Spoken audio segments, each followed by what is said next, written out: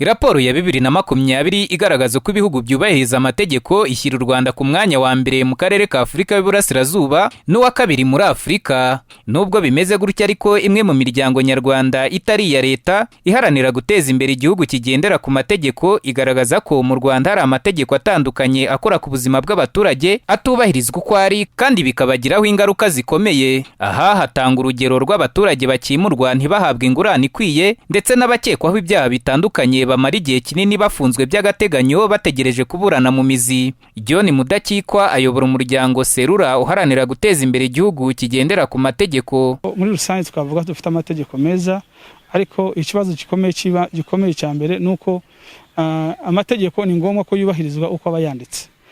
Urugero niyo tuvuga ngo n'itegeko ryerekeranye kwimura abantu ku nyungu rusange, ni ngombwa ko abaturage bahabwa indishyi ikwiye mu gihe kitarenze iminsi 120. Niyo bivuga ko umuntu agomba gufungwa by'agateganyo nibyo, ariko nanone ntago agomba kurenza igihe kirengeranye agifunze ataraburanishwa, ku buryo yamara imyaka 2 irenga umuntu ataraburanishwa ngo urubanza rwe akatirwe igihano gikwiye. Ikindi nuko amategeko nanone abaturage ni ngombwa ko bagira uruhare cyane cyane mu kuyashyiraho, uruhare rwabo rukagaragara. Ahandi tubona hari ikibazo n'ibyerekeranye n'ubwisanzure bwo gutanga ibitekerezo, ubwisanzure bw'itangazamakuru. Ibyo byose ni ibintu twumva ko byakongerwa imbaraga kugira ngo u Rwanda ruzashobore kugira imyanya myiza mu cyegeranyo cy'ubutaha. Ku ruhande rw'abaturage hari abagaragaza ko muri rusange babona amategeko yubahirizwa nubwo ngo akenshi hari ayo baba badasobanukiwe. Nagomba kujya muri gahunda za leta cyane, ariko nkurikije mbona ko amategeko yubahirizwa ku rwego rushobora kuba rushimishije, bitewe n'uko iyo umuntu akeneye nka serivisi mu buyobozi aragenda akayibona. Ikibazo cyane ni uko usanga abaturage abenshi batayazi amategeko. Sinzi iby'amategeko, sinjya nanabikurikirana cyane. Amategeko uburyo wenda umuturage yaba yubahirizamo cyangwa se yaba murebaho,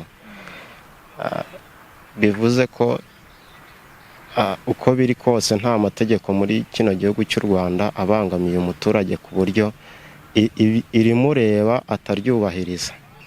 Njye niko mbibona. Ku rwego rw'isi u Rwanda ni urwa 37 mu kubahiriza amategeko, rukaba rwarazamutseho imyanya 3 kuko ku rutonde nkuru rwa 2019 rwari rwaje ku mwanya wa 40. Komisiyo y'Abadepite y'Ubumwe bw'Abanyarwanda, uburenganzira bwa muntu no kurwanya jenoside ivuga ko u Rwanda rwateye intambwe ishimishije mu kubahiriza amategeko, kandi ngo n'ahakigaragara ibibazo nabyo bizagenda bikemuka nk'uko Depite Nyirahirwa Veneranda uyobora iyi komisiyo abisobanura. Iriya myanya ni myiza ku buryo bushimishije. Hari ibihugu byinshi ndetse byita ko byateye imbere muri demokarasi n'imiyoborere myiza, turi imbere ibona umwanya wa 37 ku bihugu birenga 120 byagenzuwe. Buriya biratanga icyizere, bigaragaza ko rero naha byaba bitaranoga neza biri mu nzira nziza. Raporo ngarukamwaka ku iyubahirizwa ry'amategeko yasohokeye muri Amerika, abayikora basuzuma uburyo inzego z'ubuyobozi zishyirwaho, kuba mu gihugu hatarangwa ruswa, guverinoma idaheza, uburenganzira bw'ibanze, umutekano n'ituze, ishyirwa mu ngiro ry'amabwiriza, ubutabera ku baturage ndetse n'ubutabera ku banyabyaha.